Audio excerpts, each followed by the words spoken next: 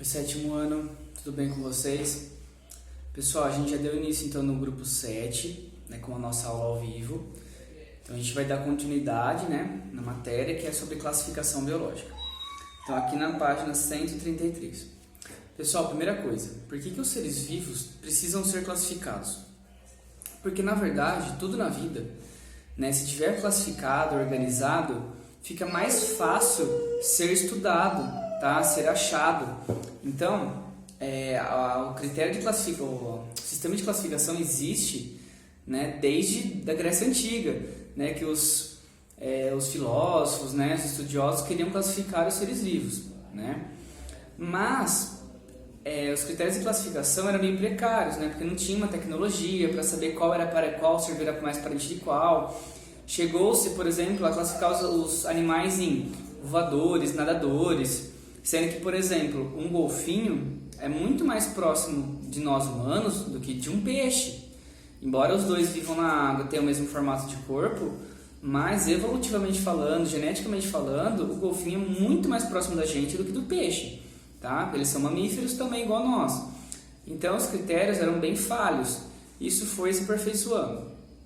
Tem um nome muito importante que vocês têm que saber, que foi um cientista chamado Carl von Linné, popularmente conhecido, abrasileiradamente aí a gente fala Linneu. Então a gente fala sistema de classificação de Linneu.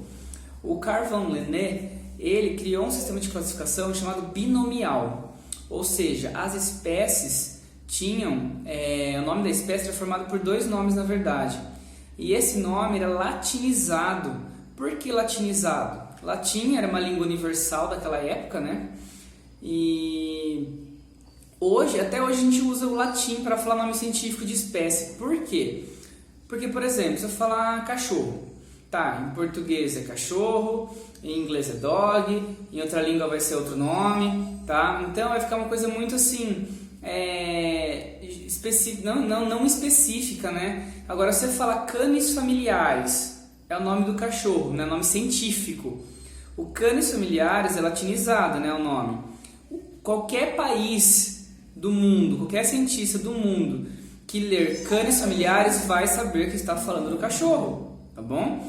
Agora, se eu falar em outra língua, tipo, por exemplo, eu falo em português, aí de repente uma pessoa lá da França, uma pessoa da Rússia não vai saber do que eu estou falando, certo? Então o nome tem que ser latinizado para ficar uma coisa universal, beleza?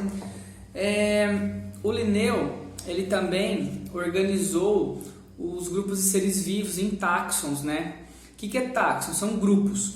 Então, pessoal, para gravar esses táxons, a gente tem uma palavrinha aqui. Reficofage. Re é o reino. Fi é o filo. C é a classe. O é a ordem. Fa, família. O G é o gênero e o E é a espécie. Ou seja, reino, filo, classe, ordem, família, gênero, espécie. Tem que saber essa sequência? Tem. Por quê? Vou dar um exemplo. Vamos pegar o reino. Então a gente estuda na biologia, na ciência, que existem 5 reinos de classificação dos seres vivos. Na verdade tem 6, mas vamos usar o tradicional 5. Então tem lá o reino animal, vegetal, protista, o fungo e o monera. Vamos pegar aqui reino animal. Dentro do reino animal pode ter o filo dos vertebrados, dos invertebrados. Aí vamos pegar o filo dos vertebrados, Então eu já estou diminuindo aqui o leque de opções. Se eu falar só reino animal, eu posso pegar desde uma formiga até um elefante. Se eu falar filo dos vertebrados, por exemplo, eu já excluo a formiga, por exemplo, já excluo a abelha, excluo todos os invertebrados. Então aqui ficam só os vertebrados: mamífero, réptil, ave, peixe, anfíbio, O resto eu excluí tudo: aranha, mosquito, Eu excluí minhoca, verme, enfim, excluí. Aí classe, eu pego a classe dos mamíferos. Então já excluí as aves, já excluí os peixes, já excluí os répteis, entendeu? Então aqui só ficam os mamíferos.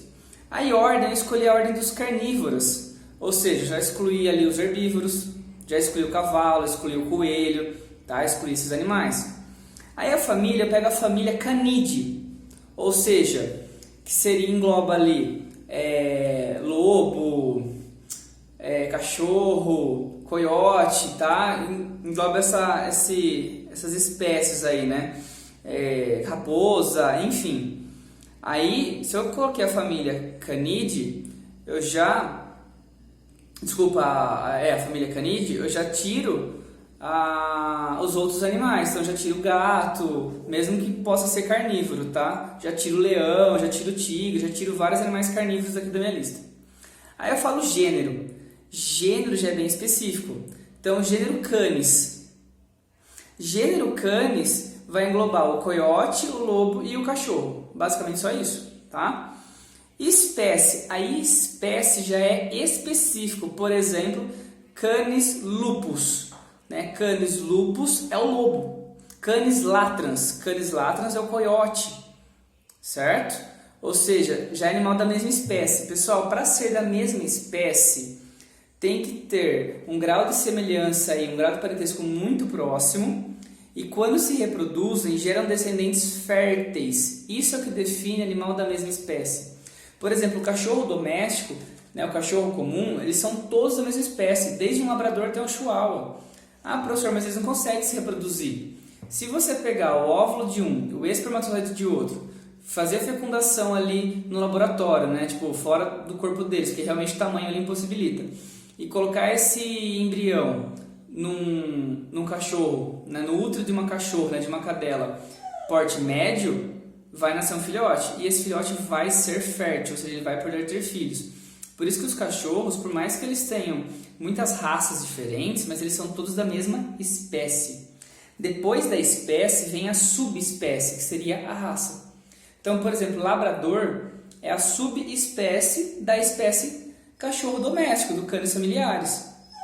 Tá? Então, quanto mais você vai indo para cá, né, ao longo dessa organização, mais afunilando vai ficando, mais restritos os animais vão ficando, ou seres vivos que sejam, plantas, enfim, certo? Então, por exemplo, se eu falar assim, eu peguei lá 2 animais da mesma ordem. Se eles são da mesma ordem, o que está aqui para trás, obrigatoriamente tem que ser igual. Se eles são da mesma ordem, eles têm que ser da mesma classe, têm que ser do mesmo filo, têm que ser do mesmo reino. Se eles são do mesmo gênero, tudo que está para trás tem que ser igual, entendeu?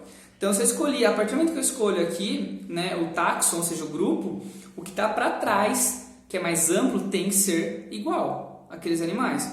Então, se eu escolhi, por exemplo, a classe dos mamíferos, não importa qual mamífero eu peguei, mas obrigatoriamente eles vão ser do filo dos vertebrados e do reino animal. Não tem como ser outro reino, tá? Agora, o que vem para frente deles aí pode ser diferente, certo? Então, pode ser classe dos mamíferos, que eu englobei no geral, mas aí um é ordem carnívora, né?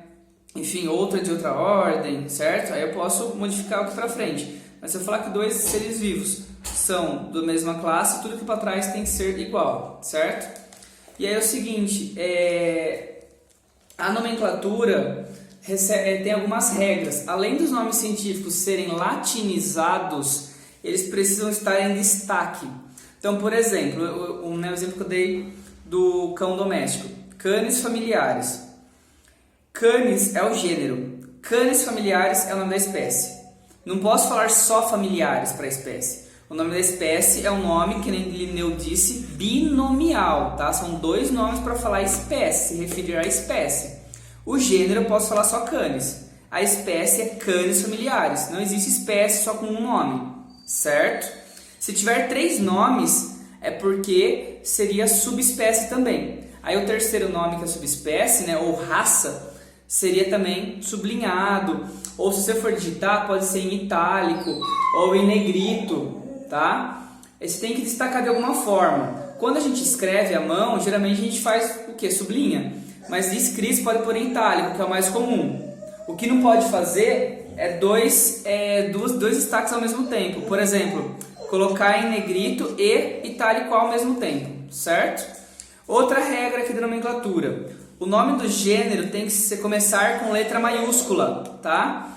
O segundo nome, ele começa sempre com letra minúscula. Então, Canis familiaris, o C tem que ser maiúsculo e o F tem que ser minúsculo, certo?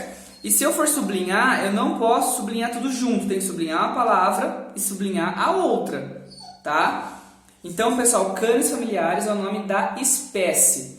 Tanto gênero quanto espécies precisam estar destacados. Ou seja, no meu caso aqui, como eu escrevi, né, à mão, eu simplesmente sublinhei. Agora, se eu quiser falar, todos os animais, todas as espécies pertencentes àquele gênero canis. Então, eu quero falar assim, que o gênero canis tem tal característica. Só que não importa se é o lobo, se é o cachorro, se é o coiote. Eu quero falar com os animais do gênero canis. Ou seja, canis SP. Ou seja, uma espécie lá de canis, não importa qual, tá? Uma espécie ali de canis, tem tal característica. Esse SP de espécie não pode estar destacado. O que vai estar destacado é somente o gênero, tá bom? Porque aqui eu não estou dando o nome da espécie. Eu estou falando que qualquer espécie desse gênero tem certa determinada característica. Então eu sublinho só o gênero e o SP aqui não, ok? Então, pessoal, só retomando, não pode escrever somente familiares que vai estar errado, certo? Faz conta que tem uma outra espécie que chama, sei lá, Felis familiares. Aí, acabei de inventar. Ah, então significa que pertence à mesma espécie e gênero diferente? Não. Lembra do ficofage. Se pertence à mesma espécie, o gênero tem que ser o mesmo.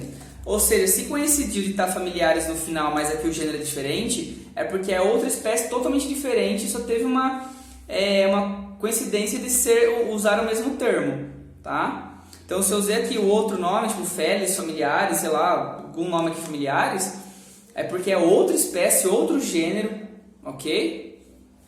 Pessoal, então, a aula de hoje é somente isso, tá? Sobre a classificação biológica, a nomenclatura, que vocês não podem esquecer. A próxima aula eu vou comentar brevemente sobre os 5 reinos, né? As características desses 5 reinos, né? Que é o reino animal ou animalia, vegetal ou plantae, na mesma. Reino protista, que engloba protozoário e algas, tá?